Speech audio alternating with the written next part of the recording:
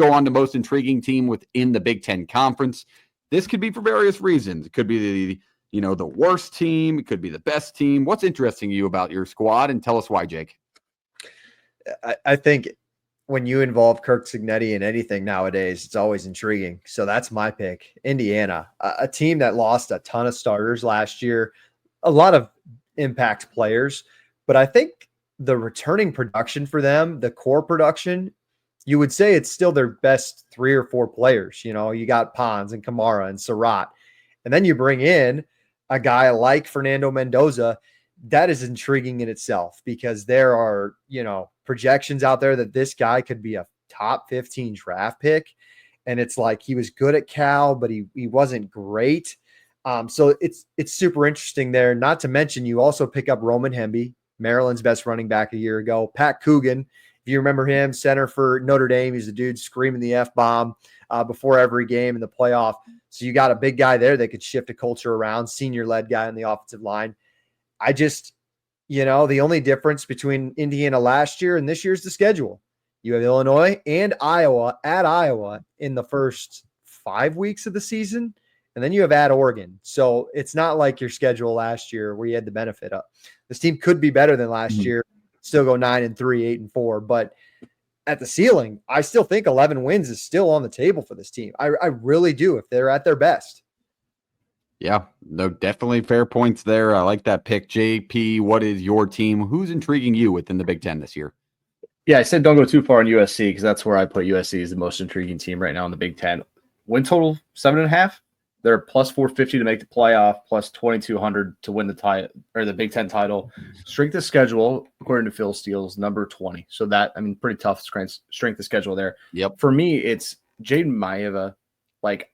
I'm still not sold that Miller Moss was the issue last year. I think they had other things that just weren't clicking. I understand why the change was made, and I get it.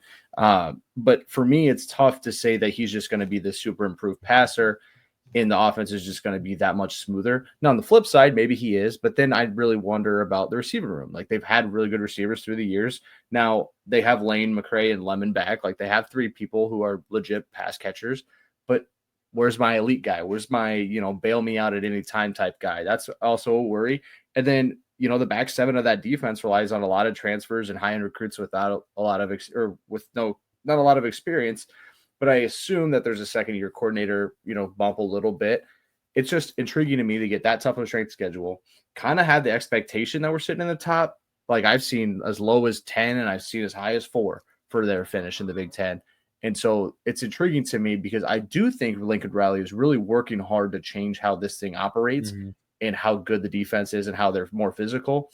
But I don't know if it's just immediately now the second year, even with the coordinator hire, if it even gets much better. They could be a much better team and still finish with the same record from a season ago. And so I still think they're a quarterback away, and I think they're just maybe one or two thing else away, but not games too far. Yeah, I think if the defense takes a little bit of a step up, but the defense kept them in games last year for the most part, just didn't really finish. I think it is moving in the right direction.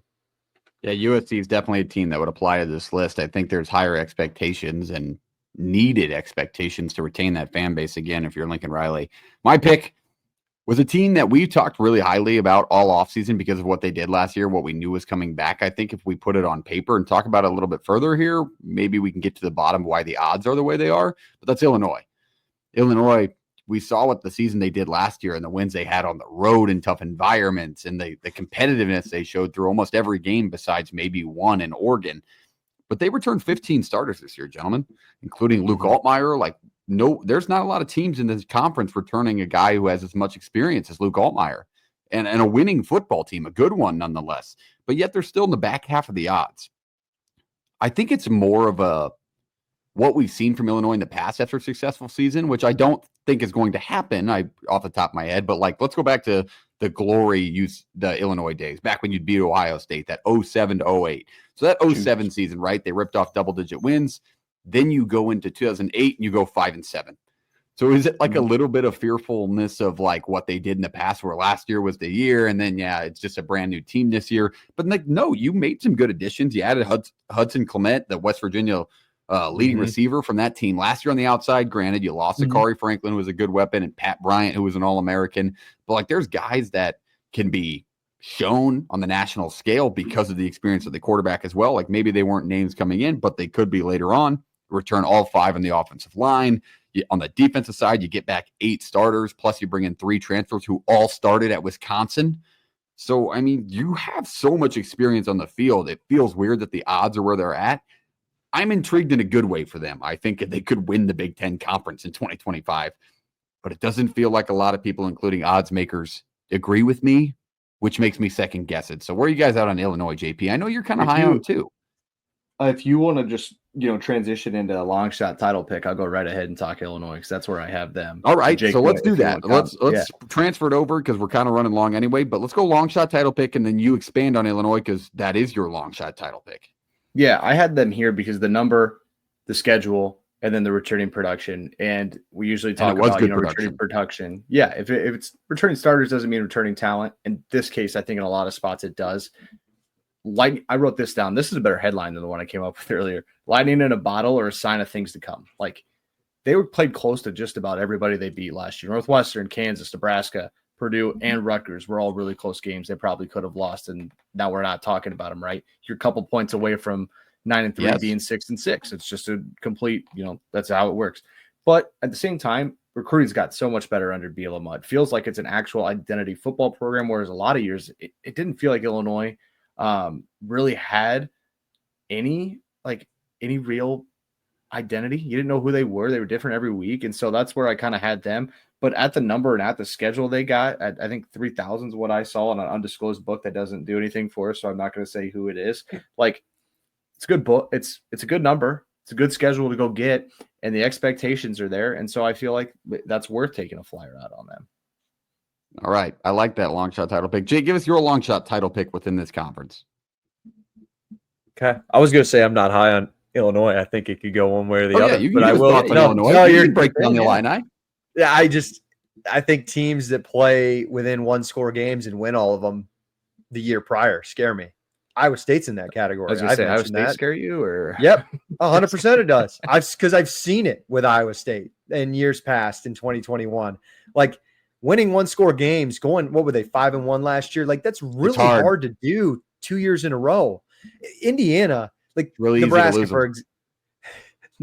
for example, Illinois had to come back, won a close game against Nebraska. I know they went to Lincoln, but then Nebraska goes to Indiana last year. They just smacked them. So that's where I'm like, I think Indiana is for real.